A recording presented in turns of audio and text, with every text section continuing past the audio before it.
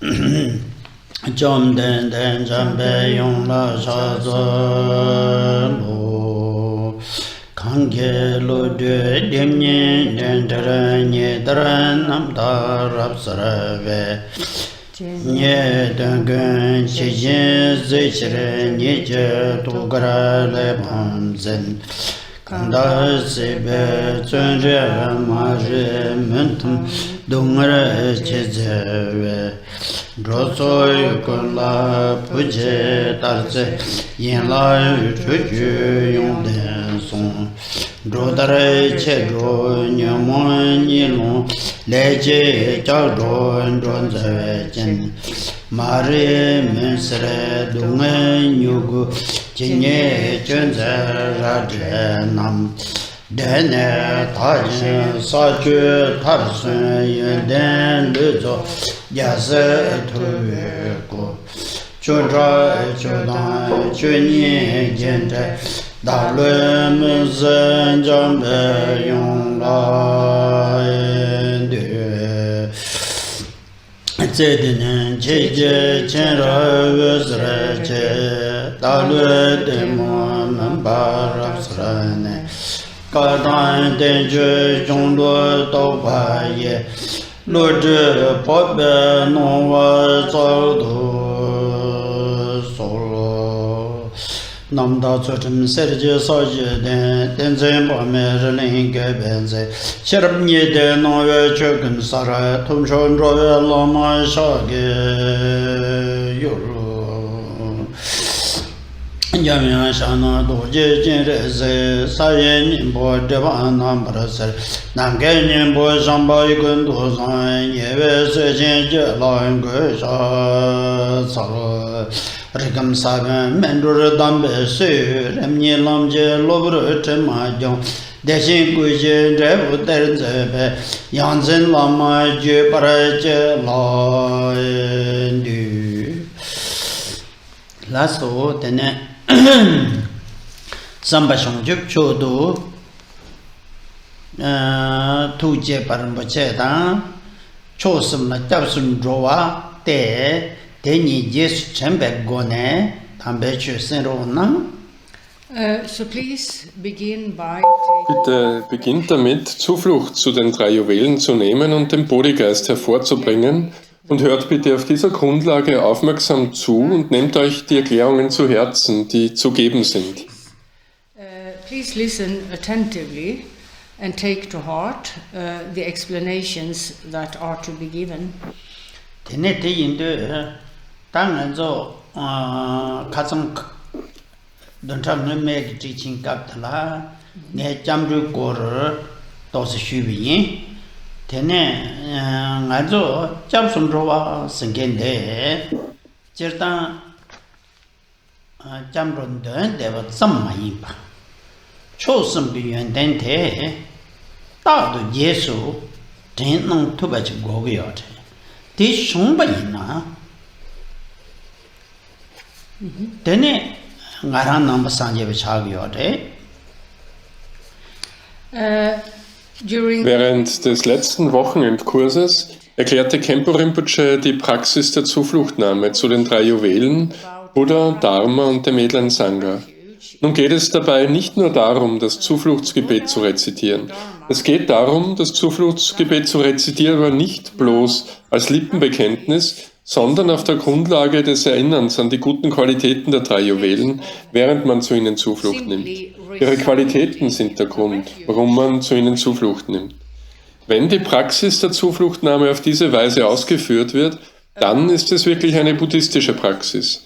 Eine einfache Rezitation gilt nicht als richtige Praxis. But on the basis of recollecting the good qualities of the 3 jewels as one takes refuge in them. Their qualities being the reason for why one takes refuge in them. So, if the practice of refuge is done in this way, then it's truly a Buddhist practice. a simple recitation does not qualify as proper practice, as it were. Tachi Tandakama Sambelin Mama Kakayas Tabuka Unit Lubos Kasa Kale Nekunchosum Yes Tembendo de Yang Shade Vigi the Indo Chenamba Kunchosum Guyende Yes Tin etup the Tanda Tots Tin Tugumendo Nando de Yan Yang to Lone Tene Samkongronang.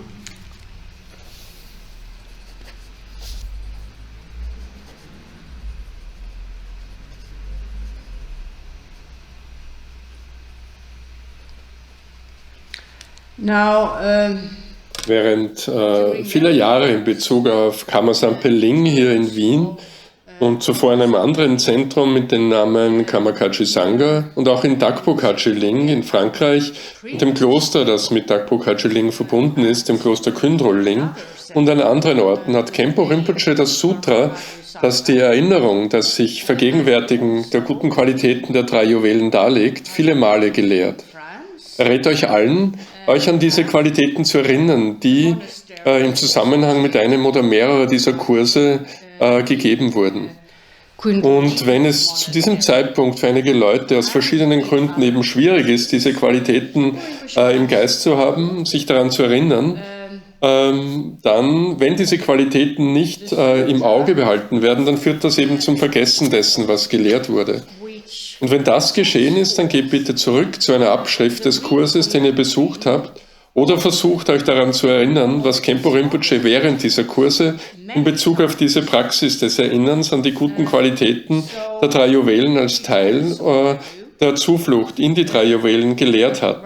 Etwas, das ein echter buddhistischer Praktizierender oder eine echte buddhistische Praktizierende auf einer täglichen Basis tun würde.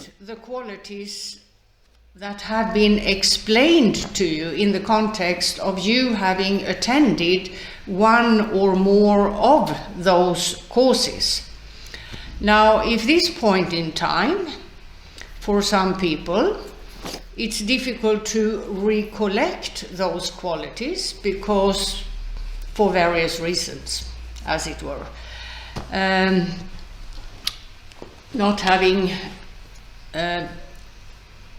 kept the qualities or the recollecting of them in mind, that would make for forgetting what was taught. Now, if that has occurred, then please go back either to a transcript of the course you attended that you may have, or try to remember what Khenpo Rinpoche taught during these courses regarding this practice of recollecting the good qualities of the 3 jewels as part and parcel of taking refuge in the 3 jewels. Something that a true Buddhist practitioner would do on a daily basis.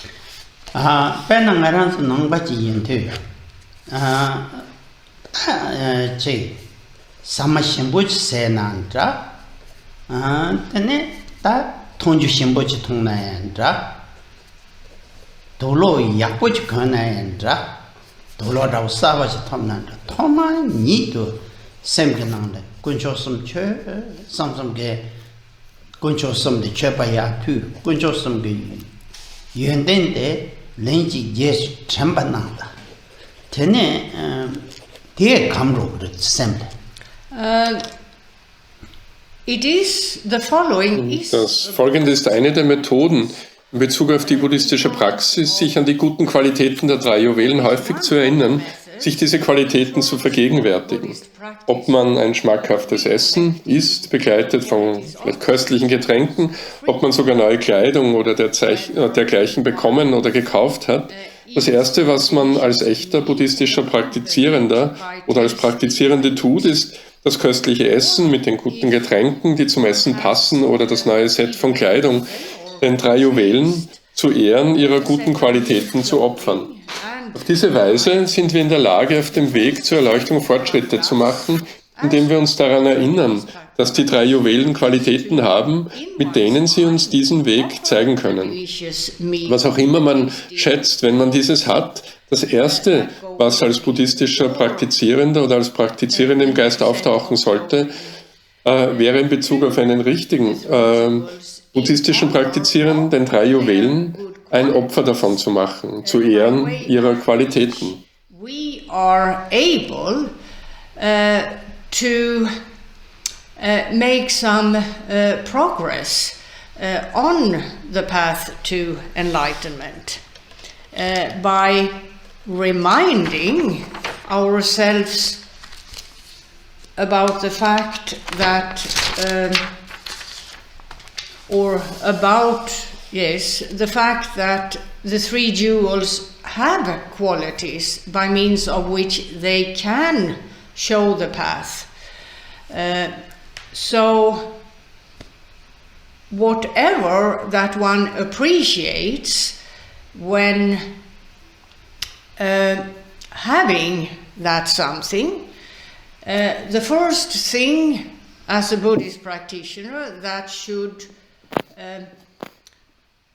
come or surface in one's mind should and would be, in terms of a proper Buddhist practitioner, to make an offering of that to the 3 jewels in honor of their qualities.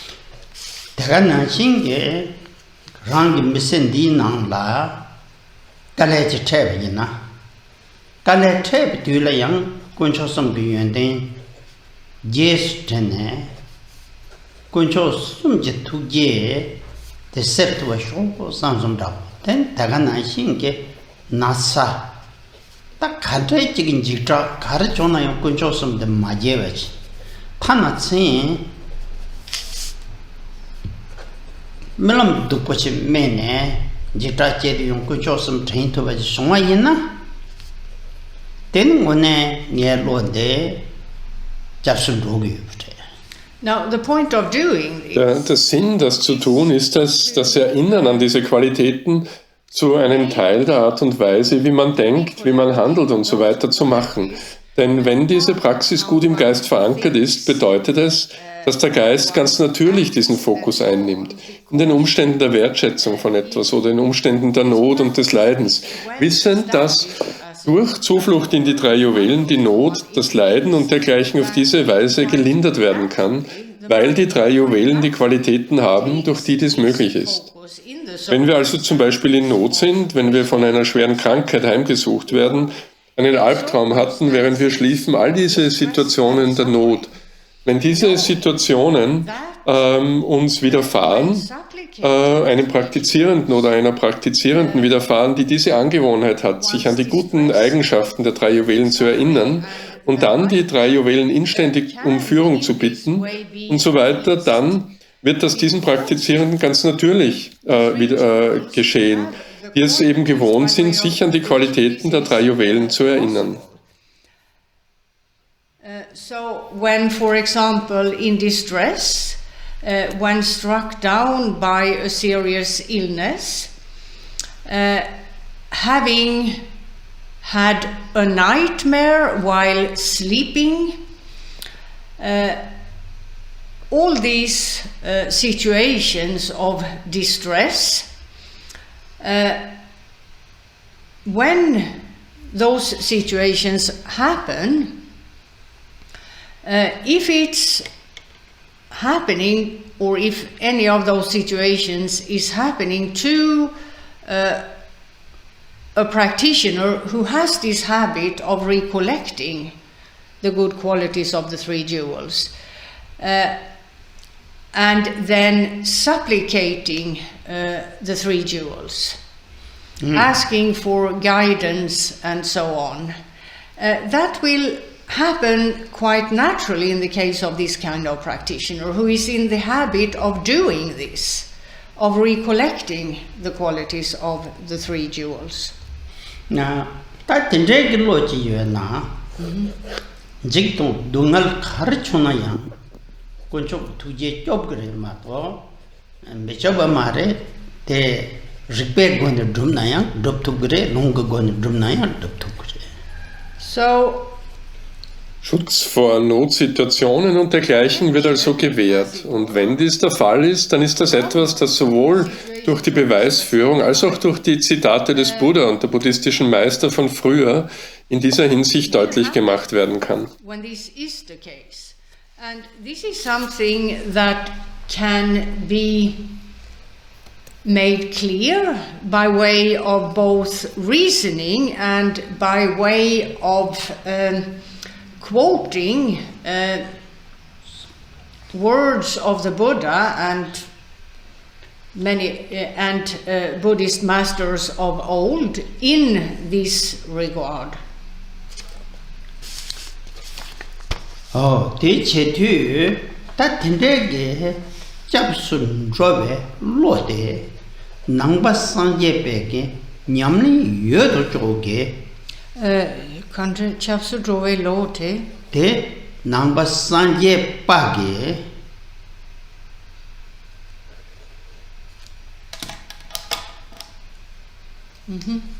nyamni yö se ge ye sawadre.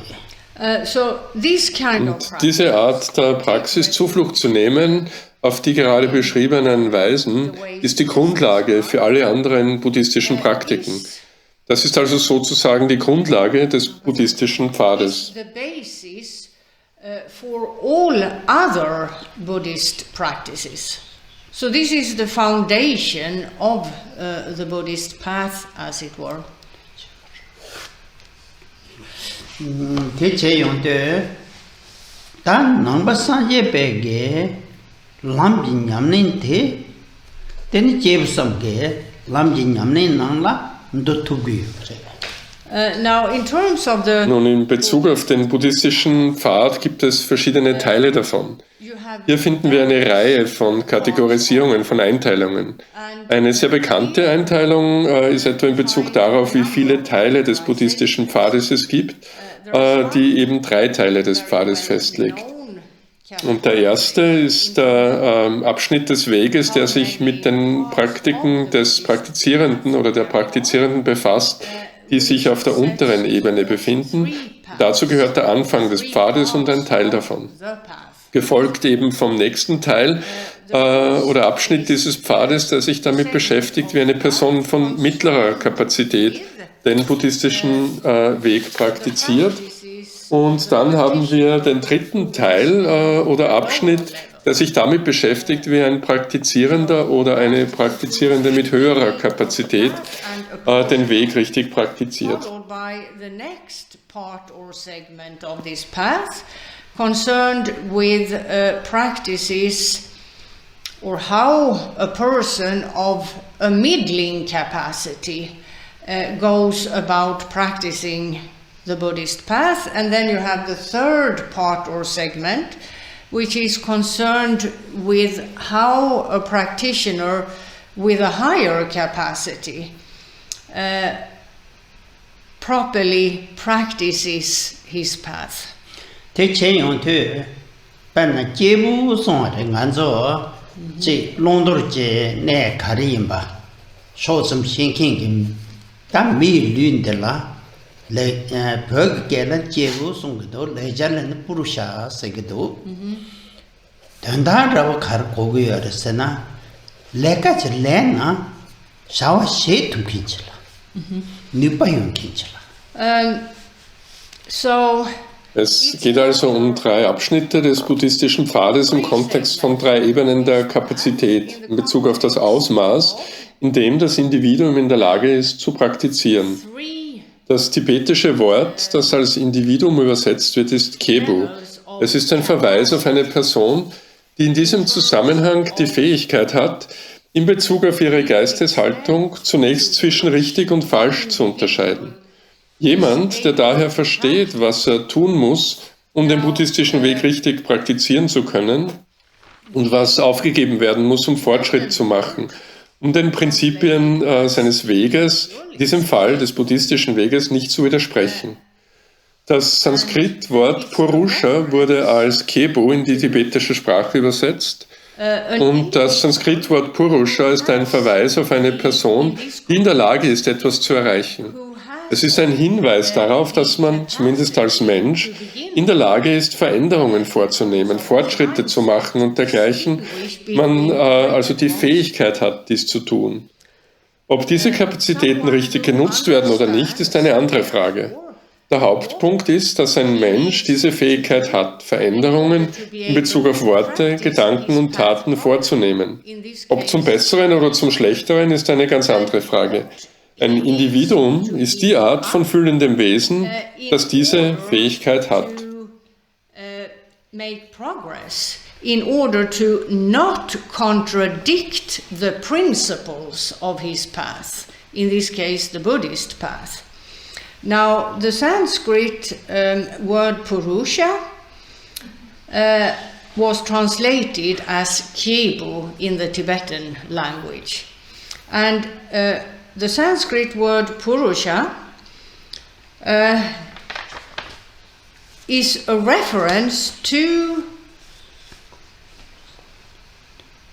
an individual with a capacity to accomplish something. So it's a reference to the fact that, at least as a human being, one is able to make changes, make progress and the like. One does have the capacity to do so. Whether that capacity is used properly or not, that's another question. The main point is that a human being has this capacity to make changes in terms of words, thoughts, and deeds. Whether for the better or for the worse is a completely different other issue. An individual is the kind of sentient being who has this capacity.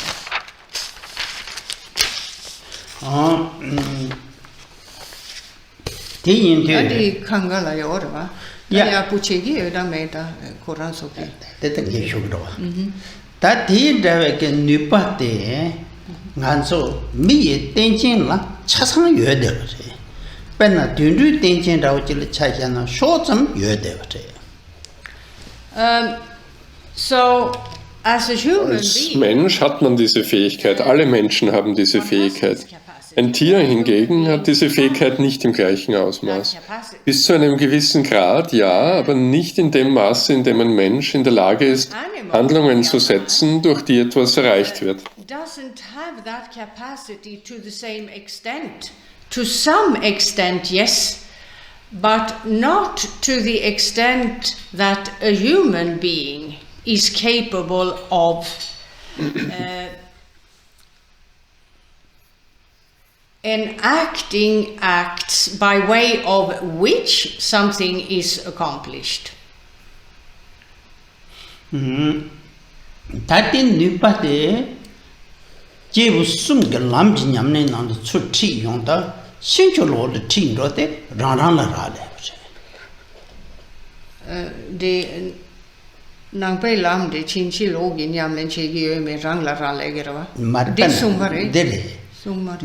Mare. La so. Jebu sum ge lam ji nyamne nang be nang de chu thi ne. De ne nyamne xin chu ma lo ba ji che na yang rang de la par jo. Te xin chu lo ti nang be nang ma shu ne nang ba ma je ne so Me de chin chi lo de ka wa dra gu gen do de ngai xin chu lo de gong sa rang rang de lo la. che sang de nge shu yin de ma re sung sung a. Rang nang pe nyam len che gi yin sam ne. Tene lam de la go tsuk va. Tene so gi nyam len Sakya-Region Damasongna Rangla Legere Shuvarava Chinchi Logiona Ra Mena Ra Chinchi Lona de Rangla Legere Di Sungarava Di Remare Nghe de Koyo Dame Tenti Shema Song Tange se Shue den Dere Pena Purusha Sangete Mid Tangal Kogiarwa Lare Di Nupate Pejo Zonsar Tangda Nisachir Tang Tangbong Arang La Raji Lepse. So in terms of the fact In Bezug auf die Tatsache, dass alle Menschen die Fähigkeit haben, Handlungen zu setzen, durch die sie etwas erreichen, im Allgemeinen, was immer das auch sein mag. Ob nun das Ziel für eine bestimmte Person in Bezug auf das, was erreicht werden will, ein gutes oder das Gegenteil davon ist. Die Wahl, die er oder sie trifft, ist jeweils seine oder ihre allein. Der oder die Einzelne treffen also die Wahl, ob etwas Gutes oder das Gegenteil erreicht werden will. The choice he makes is his and his alone. The individual makes the choice whether he is going to accomplish something good or the opposite. 대가 신게 다 약부지 제거된 남바산제베 고르쇼 군초섬나 잡선로 담바다고 휴네 저 둑용두양 낸텐게 만나나 야신줄로 로그세. Now, Wenn wir nun mit dem gleichen Kontext in Bezug auf den Eintritt in den buddhistischen Pfad fortfahren, weil man das Ziel dieses Pfades erreichen will, das Ziel der Erleuchtung zum Wohle aller zum Beispiel. Man beginnt mit diesen guten Absichten, weil man diesen Weg praktizieren will, der zur Erleuchtung führen kann, nimmt man Zuflucht in die 3 Juwelen. In Bezug darauf gibt es eine Reihe von Verpflichtungen. Es gibt einen Ethikkodex, den man einzuhalten verspricht, und zwar eben jetzt im Zuge der Ausübung des buddhistischen Pfades. That can result in enlightenment. One takes refuge in the 3 jewels, and with respect to doing so, there is a set of commitments. There is a code of ethics that one pledges to uphold. Now, in the course of practicing the Buddhist path,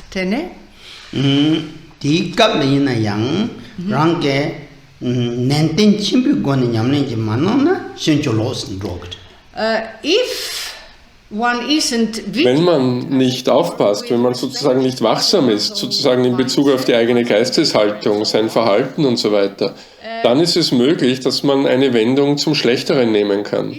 Das heißt, man verfälscht den buddhistischen Pfad und sorgt nicht dafür, dass das Verständnis dieses Weges und seiner Praktiken das richtige Verständnis des Weges ist.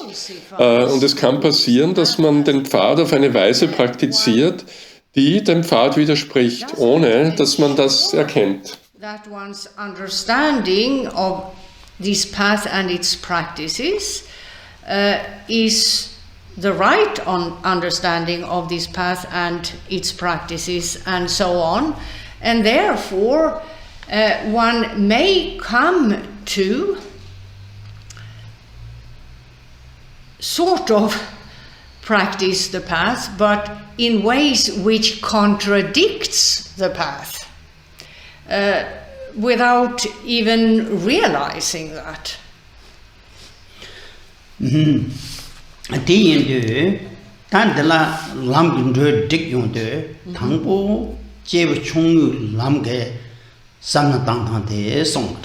Now, in terms of the 37 practices, the next verse sets forth the first of these 3 levels, the level of a practitioner of a lower capacity.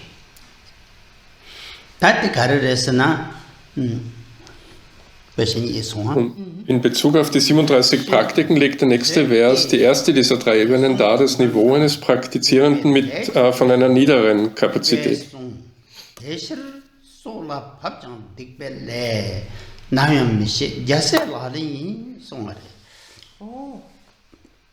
I see.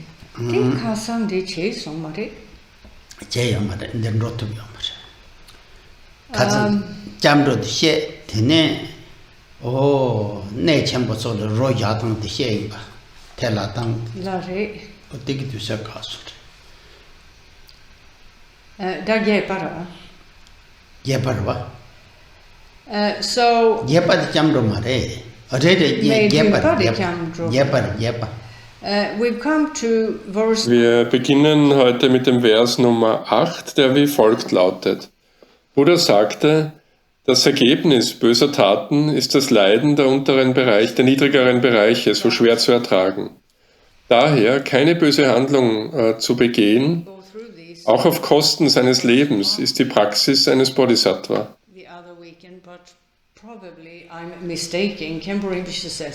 Dieser Vers bezieht sich dann auf den ersten der 3 Abschnitte des buddhistischen Pfades in der Einteilung, die heute besprochen wird und die Praktizierenden in die 3 Typen unterteilt.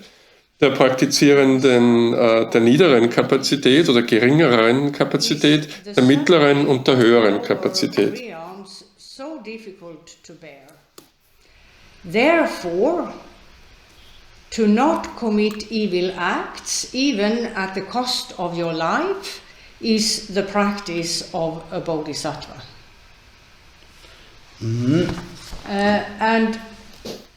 This verse is then related to the first of the 3 segments of the Buddhist path.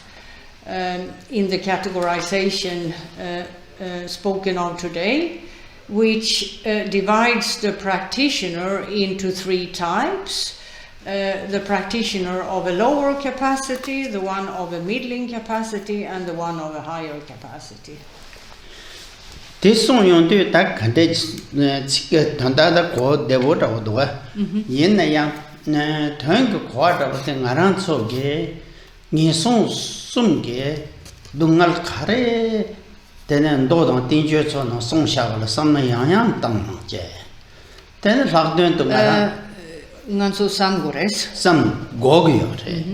Then locked to Naran's Mingar Tung to ba, Tundro Dunga Casendo.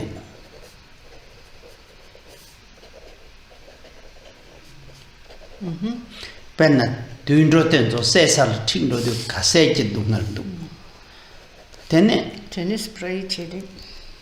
Chata? Tene Ran, say young do, which is set to Mindoa. Tak till the Tartabjik tap Kayan Yeg Mindoa, Ching, round sun Mindoa. Tagan, I think. Waterfall. That North Polar. Oh, yeah, that's it.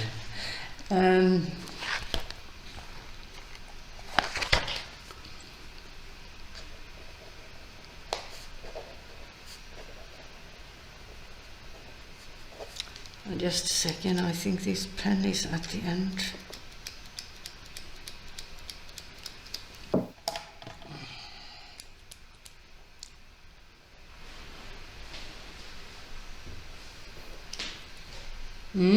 No. Oh,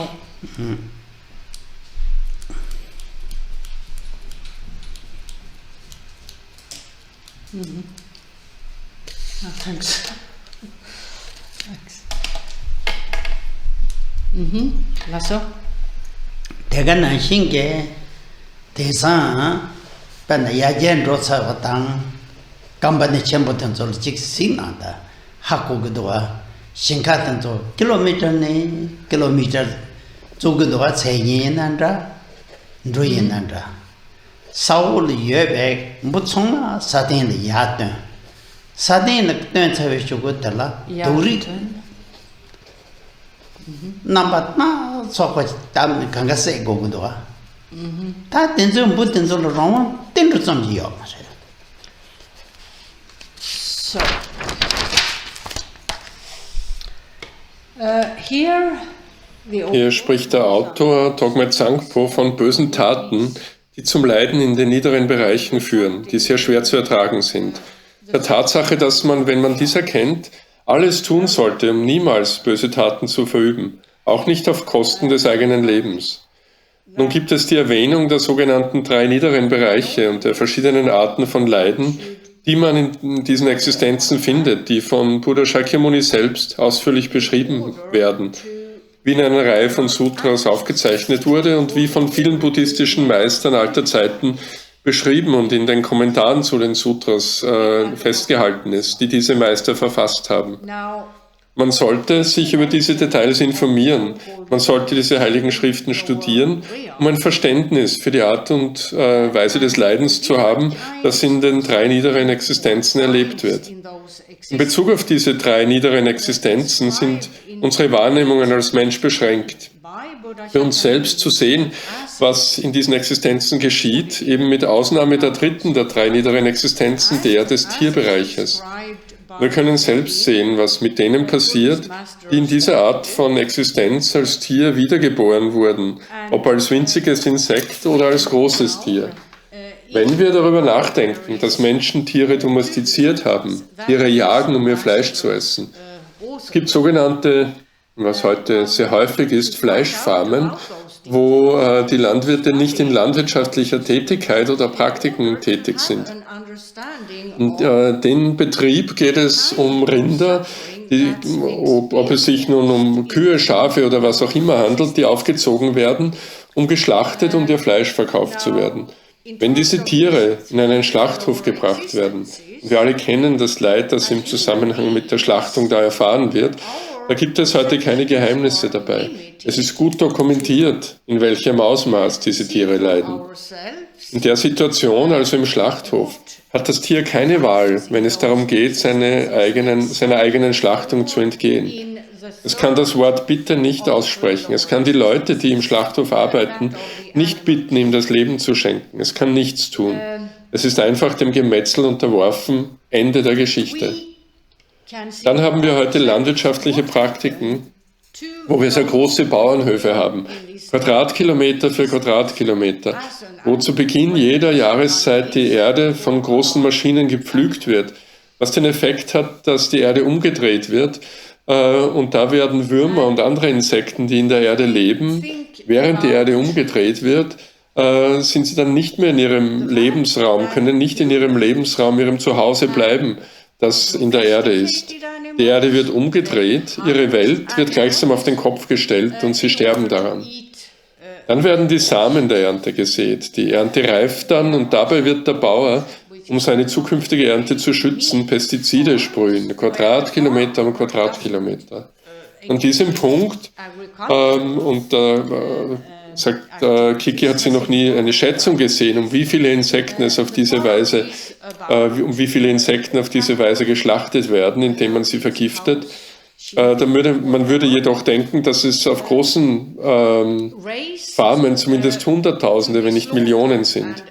Die Pestizide wirken sich auf die Insekten, also auf die Art, wie sie sterben, so aus, dass sie das zentrale Nervensystem beeinflussen. Und je nachdem, welche Art von Insekten betroffen ist, sterben einige schnell. Für einige kann es bis zu 3 oder 4 Tage dauern, wo sie entweder langsam zu Tode ersticken oder verhungern.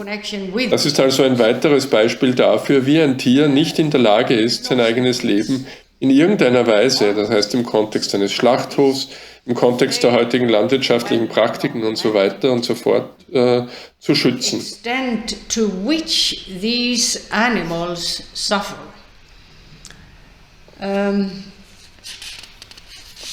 Now, in the situation, that is to say, at the slaughterhouse, the animal has no option in terms of a capacity to escape his own slaughter.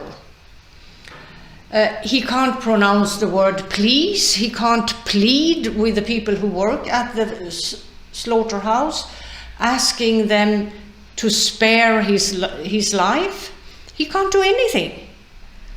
He's simply subjected to the slaughter. End of story. Then we have agricultural practices today, where you have very large farms, square kilometer after square kilometer, that at the beginning of each season, the earth is plowed by large machines and has the effect of turning over the earth, at which point worms and other insects living in the earth, as the earth is turned over, they no longer can remain in their home, as it were, which is down in the earth. The earth is turned over, and the world is sort of turned upside down, and they die in effect of this. Then the seeds of the harvest are sown. The harvest then ripens, and in the process of that, the farmer, in order to protect his future harvest, will spray pesticides square kilometer after square kilometer. At which point, I've never seen an estimate of how many insects are slaughtered in this manner by way of poisoning them. However, one would think it's at least on large farms in the hundreds of thousands, if not in the millions. And the pesticides have the effect on the insects. That's how they die, to paralyze their central nervous system. And depending on which type of insect that's affected, some die quickly. For some, it may take up to 3 or 4 days, where they either slowly suffocate to death or starve to death. So this is yet another example of how an animal does not have the capacity to protect his own life in any way whatsoever. In the context of a slaughterhouse, in the context of today's agricultural practices, and so on and so forth. Perna zinanda. Tatalo di nirem gna nenye po yorwa zambuli. De po yonde misolo udaka sedo. Ho tatrem tongcha hindo ngaji hard break ina jre so re takwa keje gdo. Ngarangi kare reso? Nge hard break ina jre so re se de keje de gdo. Ta tongcha yeshe so che re ni zambuli ped urje de gdo. Yes. Perna tunro kashe jil ne de po yong gdo se de shewa like gas tong se chade suchige tel tonar chegmeda löyi samgdo. Now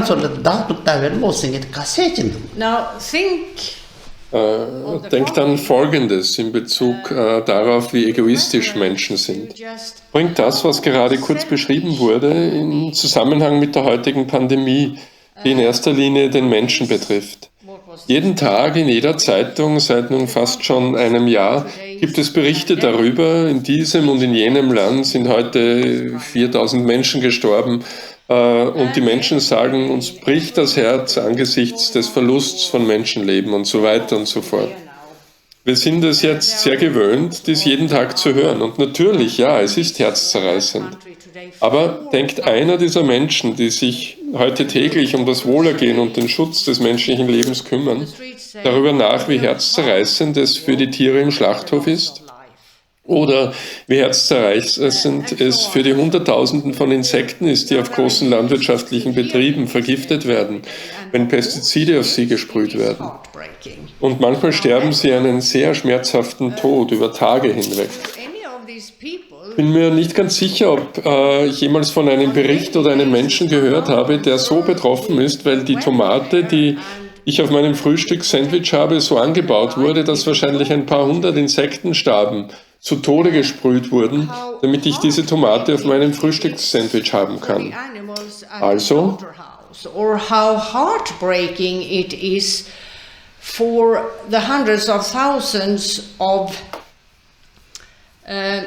insects that on a large agricultural farm are, as it were, gassed to death when pesticides are sprayed upon them, and sometimes they do die a very painful death over days. I'm not quite sure I've ever heard of any report or any human being being heartbroken because the tomato I had on my breakfast sandwich was cultivated in a way that probably a couple of hundred of insects died being sprayed to death so that I can have this tomato on my breakfast sandwich. So? 本来就说了内容都是团队级的内部用的，可是谁说？可是名字小王们不谁说的。 Now, think of the following. In order to protect Und denkt an das Folgende. Um menschliches Leben nur in Dänemark zu schützen, wegen der Möglichkeit, Menschenleben in Dänemark zu verlieren, und es gab noch keine Vorfälle wegen der Corona-Mutationen auf der Nerzfarm, aber medizinische Experten sahen eine Gefahr darin, dass die Mutation, die über Nerze passierte, die Ursache dafür sein könnte, dass die Impfstoffe, die entwickelt wurden, ineffektiv sein würden. Und deshalb könnte es zu einem großen Verlust von Menschenleben kommen. Und das war eine Möglichkeit. Es war nicht geschehen, es ist noch nicht vorgekommen, aber es gab diese Möglichkeit. Und deshalb wurden 17 Millionen Nerze geschlachtet, weil vielleicht sonst Menschenleben verloren gehen könnten. Es gibt keine Berichte darüber, dass man den Tod der über 17 Millionen Nerze herzzerreißend fand. That was a possibility. It hadn't happened and it has not yet happened. But there was this possibility, and therefore 17 million minks were slaughtered because perhaps human life could be lost otherwise. There was no reporting of being heartbroken there over the death of the 17 million minks. Junsin dendela tenne shawala songarwa. Ndresin de que dala chisas. Ndrechehu Dre, kande? Ndrechin Oh, Drechin. de que Kust? de cos de Ndrechin bu takta singin di sen begmanzin amarwa. Nga kharche gore songar bet dagas ke shor songar. Nenga chi. So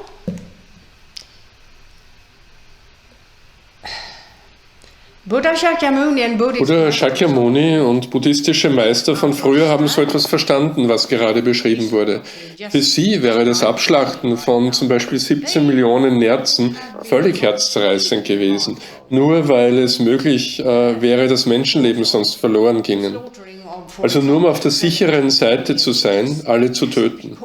Deshalb hat an einer Stelle, und das steht in den buddhistischen Schriften, der indische buddhistische Meister Shivala gesagt, was soll ich mit diesem Dämon, dem größten Dämon, tun?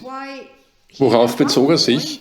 Er bezog sich auf den Begriff eines Selbst, das für diese Art von schrecklich egoistischem Verhalten sorgt, nämlich das Leben von 17 Millionen Nerzen nicht zu berücksichtigen, nur weil es die Möglichkeit gibt, dass es sonst den Verlust von Menschenleben geben würde. This demon, the greatest of demons, what did he refer to? He referred to the notion of a self, which makes for this type of horribly selfish behavior, namely to have no regard for the lives of 17 million minks just because there is a possibility that otherwise there will be loss of life as to the human race.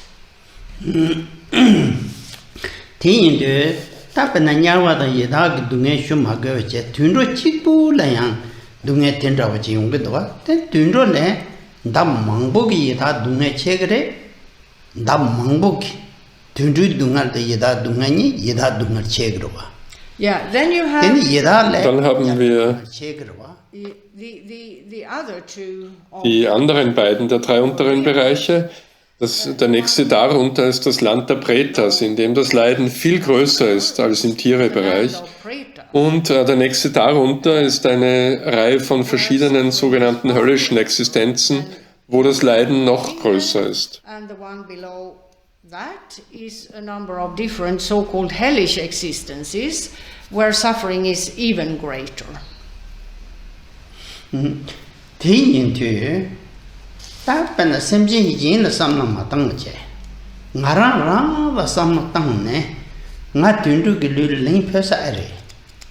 So here Also hier in Bezug auf den Text sagt der Autor, dass es sogenannte böse Taten sind, die Wiedergeburt in diesen Bereichen verursachen, und daher sollte man Taten dieser Art aufgeben.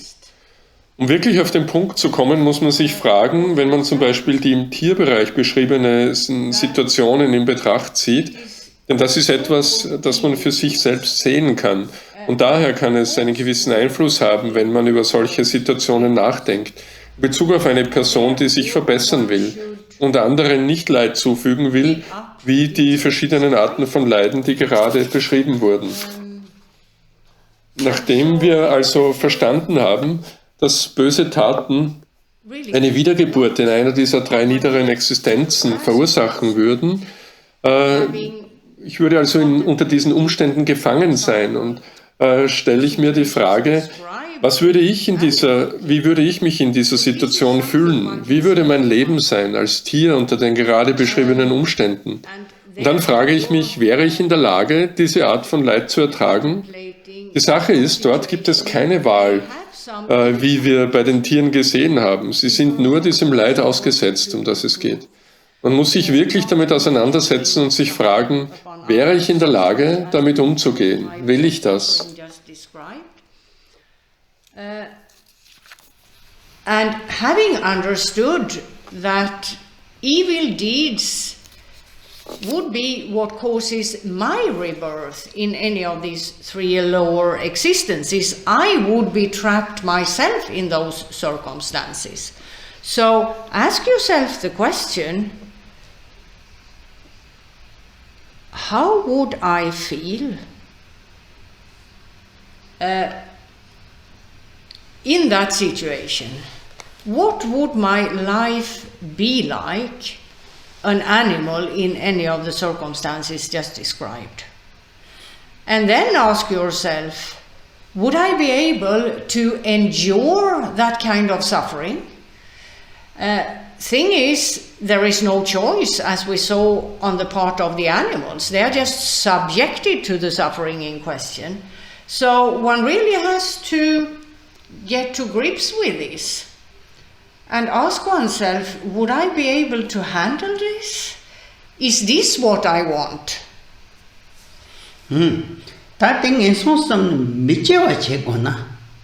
Now, Nun, wenn man zu dem Schluss kommt, dass das nicht das ist, was ich für mich selbst will,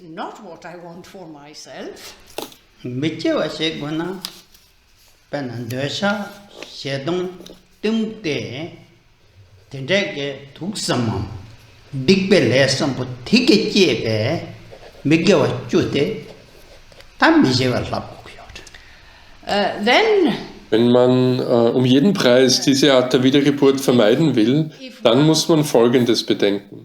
Damit das passiert, nämlich eine solche Wiedergeburt zu vermeiden, muss ich mich in Worten, Gedanken und Taten verbessern. Und das bringt uns zu der weltlichen Geisteshaltung, die von den sogenannten 3 Geistesgiften beherrscht wird: Leidenschaft, Aggression und Unwissenheit. Wegen dieser leidbringenden, trübenden Geisteszustände setzt man die Art von bösen Taten, die einen in eine Wiedergeburt treiben würde, wie sie gerade beschrieben wurde, eine Wiedergeburt wie diese. Damit das nicht geschieht, muss man an seiner Geisteshaltung arbeiten, damit die Anwesenheit der 3 Geistesgifte abnimmt und man daher keine bösen Taten begeht, die einen in eine unglückliche Wiedergeburt treiben würden, wie in jedem der 3 gegebenen Beispiele, der eben gegebenen Beispiele. Into a rebirth like the ones just described, a rebirth like that. So, in order for that to not happen, one needs to work with one's mindset so that the presence of the 3 mental poisons decreases, and therefore one does not enact evil deeds that would propel one into an unfortunate rebirth, like in the examples just given, any of the examples just given.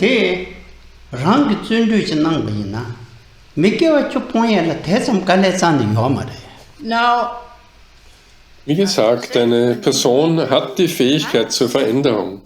Wenn das Individuum sich anstrengt, wenn jemand in der Lage ist, sich beharrlich zu bemühen, dann kann eine unglückliche Wiedergeburt in einer der 3 niederen Existenzen vermieden werden. Avoiding an unfortunate rebirth in any of the 3 lower existences can be avoided. Now, die Person mit diesem Ziel muss sich entscheiden. Wenn man den Satz, um sich zu entscheiden, benutzt, dann geht es darum, eine Entscheidung getroffen zu haben, von der man nicht abweicht, wo man nicht schwankt. Es geht nicht darum zwischen, oh, das muss ich tun und das, um eine unglückliche Wiedergeburt zu vermeiden, und dann in der Zwischenzeit sich entspannt und so hin und her zu wechseln und dann, oh nein, Es geht also darum, sich endgültig zu entscheiden, damit wir in der Lage sind, bei unseren Bemühungen zu bleiben. Ohne zu versprechen, dies zu tun, ist man einfach nicht hartnäckig in seinen Bemühungen. Making up your mind definitively so that you're able to persist in your efforts. Without pledging to do this, one simply isn't persistent in one's efforts.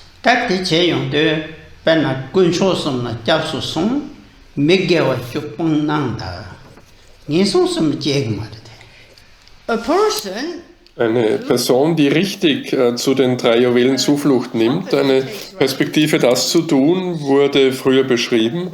Und es gibt andere Perspektiven. Also so, dass man zu den 3 Juwelen Zuflucht nimmt und sich dann verpflichtet, keine der 10 nicht heilsamen Handlungen auszuführen. Und sich dazu verpflichtet, was bedeutet, dass man diese Verpflichtung, nicht diese 10 nicht heilsamen Handlungen zu begehen, beibehalten hat. Das sichert eine glückliche Wiedergeburt in einer der höheren Existenzen. And making up one's mind as to this, meaning keeping that commitment to not engage in any of the 10 non-virtuous actions, that secures a more fortunate rebirth in any of the higher existences. However,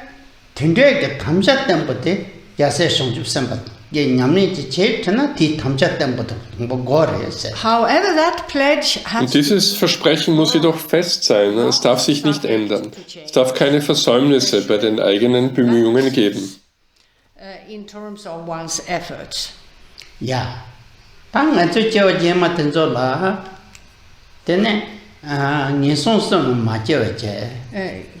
dann Lada me lutin topne. Ja, porvaya, be missivaya. And that results Das führt zu einer glücklicheren Wiedergeburt, entweder als Mensch oder als sogenannter Gott. that as either a human being or a so-called God. Ta ti je tala nang be lam gen de dik yong de ta je be chung jing ge lam ren de song de. Then we have the next. Dann haben wir den nächsten Vers, der sich auf Praktizierende von mittlerer Kapazität bezieht. Was gerade erklärt wurde, ist von einer Person mit geringerer Kapazität erreichbar. Jetzt werden wir damit weitermachen, was für jemanden mit einer mittleren Kapazität erreichbar ist. Now we will go on with what's attainable for someone of a middling capacity. Ta te chulaka Guppa. gubarbe. Oh ya. Siksam dewa saje seba yin yuzam shikhi jikbe chöjin yin namyang minjur tarbe kampung cho dandu nyerba jase la yin songre. Und der Text lautet wie folgt: Das Glück der drei Welten ist wie Tau auf einem Grashalm, der in einem Augenblick verschwindet.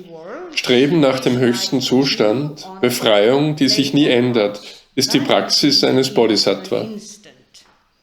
Striving for the supreme state, liberation which never changes, is the practice of a Bodhisattva. Ta te song yung te penna siksam sigete sikpasam den dokam zukam songmejikam sen tante nangpa sanje peke songsöjire. Now, there is the mention Jetzt wird hier von den drei Welten gesprochen, die manchmal auch die drei Bereiche genannt werden. Und eine Welt oder ein Bereich, das sind Synonyme.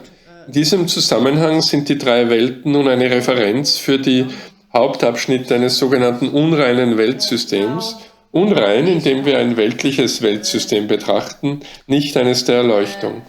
Und die drei Teile davon, die drei Welten, sind der Begierdebereich, der Bereich der Form und der Bereich der Nichtform.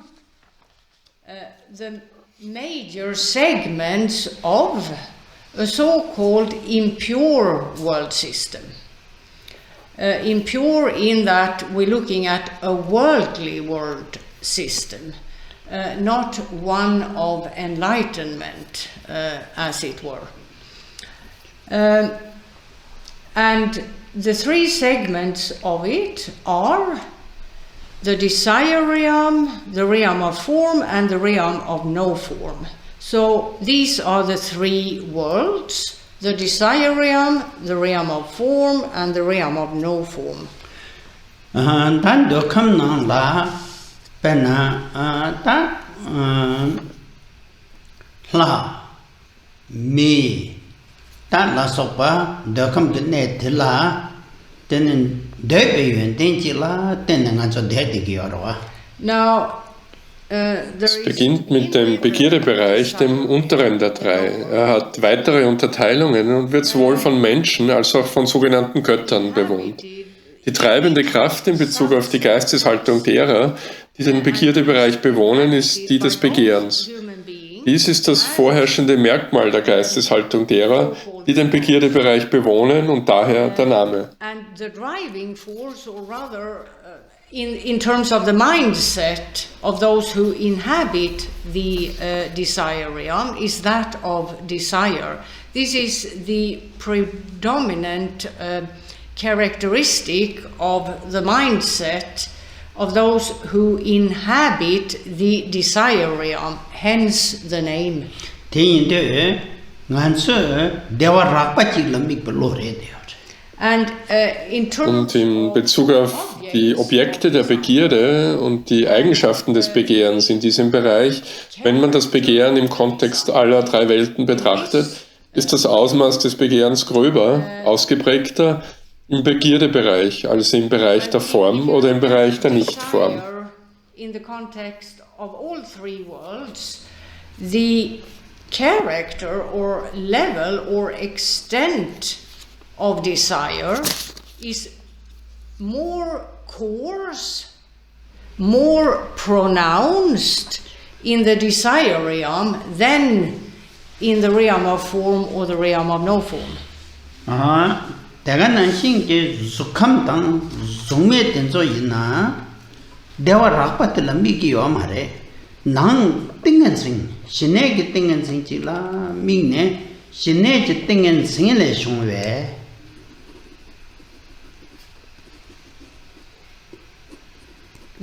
신도 용외 대화들라 콘소 신도 가르 양 신정 그 대화라 미네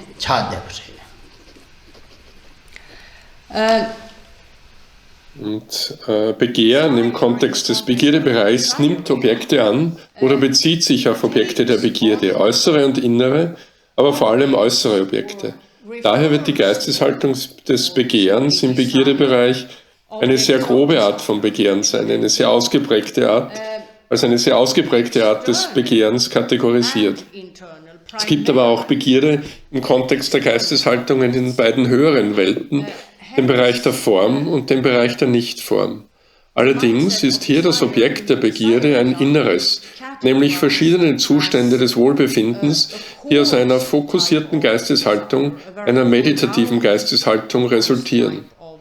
Nun gibt es verschiedene Ebenen der Meditation und ihres Fokus auf das Begehren in diesem Zusammenhang und in Bezug auf die verschiedenen Ebenen und Unterebenen der beiden höheren Welten, der Welt der Nichtform und der Welt der Form.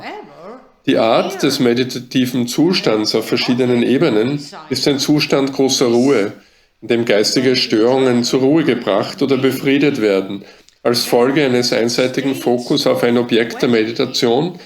Und das erzeugt oder führt zu verschiedenen Ebenen des Wohlbefindens, die verfeinert, oder man könnte vielleicht sagen, verfeinerte Geisteshaltungen, als Folge dieser Art von Training in Bezug auf diese besondere Art der Meditation in Tibet Schiene, die buchstäblich als in Ruhe verweilen oder eben Shamatha in Sanskrit bezeichnet werden. Das sind Zustände, die Begehren beinhalten, nämlich den Wunsch nach jenen Zuständen des Wohlbefindens, die sich aus dieser Art der Meditation ergeben.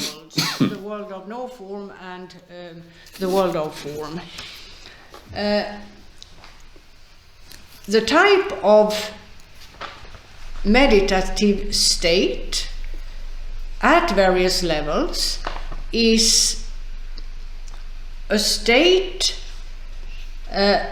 of great calm, where mental perturbations have been put to rest or have been pacified in consequence of a one-pointed focus on an object of meditation, and that produces or results in various levels of well-being referred to as both refined, or one could perhaps say more refined mindsets in consequence of this kind of training as to this particular type of meditation, in Tibetan called Shine, which would literally translate as calm abiding, or shamatha in Sanskrit. However, these are states that involve desire, namely desire for those states of well-being that result from this type of meditation. 대인도 식섬 대화 제발 식바섬 대화 때 대화 rakpa ina인다 대화 차와 ina인다 성별 사지 실바진 자이 제몰라 착배 주 Now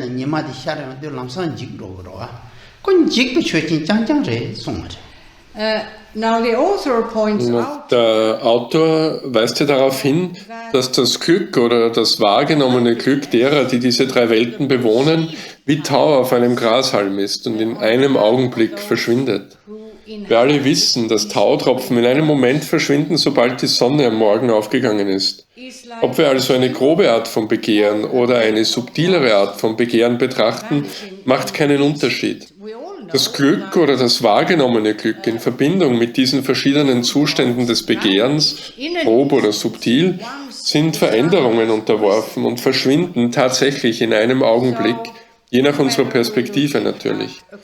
Die Lebensspanne der höheren Bereiche sind im Vergleich zur Lebensspanne des Menschen sehr lang. Ob man den Ausdruck in einem Augenblick verschwinden aus der Perspektive derer in den höheren Bereichen oder im Begierdebereich nimmt, macht keinen Unterschied.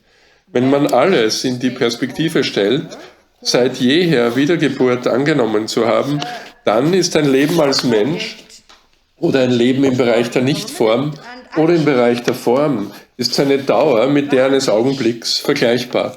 In an instant, depending on your perspective, of course, the lifespans of the higher realms are very long in comparison to the lifespan of human beings.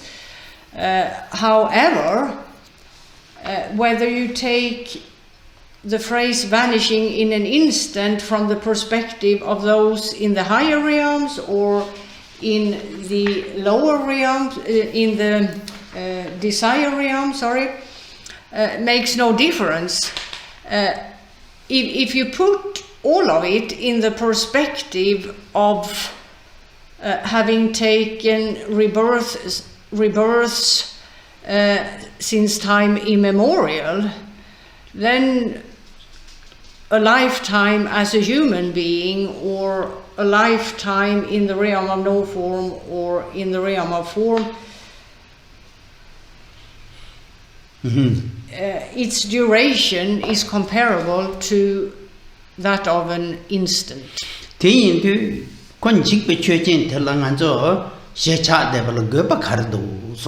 So, therefore, also, was ist wirklich der Sinn davon, nach dieser Art von Glück zu streben? Das ist es, was der Autor hier impliziert. That's what the author implies here.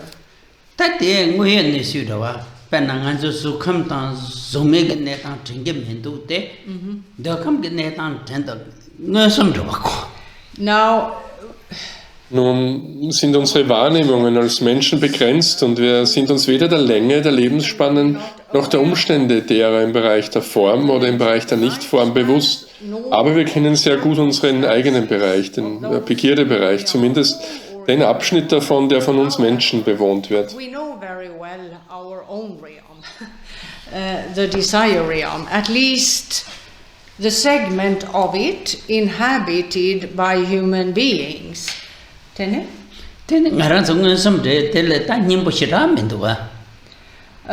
so it should be quite clear to us. Es sollte uns also ganz klar sein, dass das Glück, das wir von Zeit zu Zeit in Zusammenhang mit Objekten des Begehrens erfahren, die Dauer davon ist letztlich nicht mehr als ein Augenblick. Und ist es das wirklich wert? Lohnt sich das? Das sollte man sich fragen. Happiness, the duration of it is not more than an instant in the end, and is it worth it? Really? Is that something worthwhile? One should ask oneself. Yeah.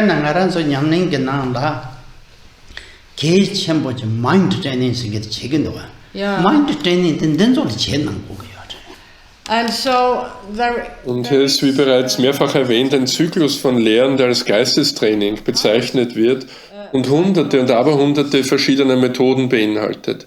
Das ist eine von ihnen, diese Art der Überlegung und Kontemplation, die Dinge in ihre richtige Perspektive zu setzen, wie das, was gerade gesagt wurde.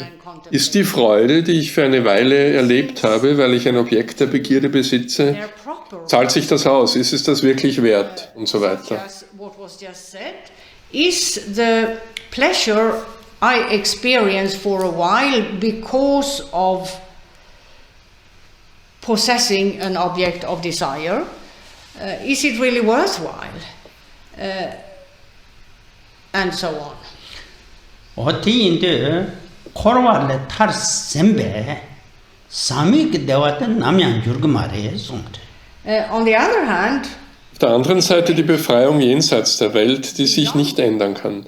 Die Befreiung ändert sich nie. Sobald die Befreiung erreicht ist, bleibt die Befreiung. is not subject to change. Liberation never changes. Once liberation has been attained,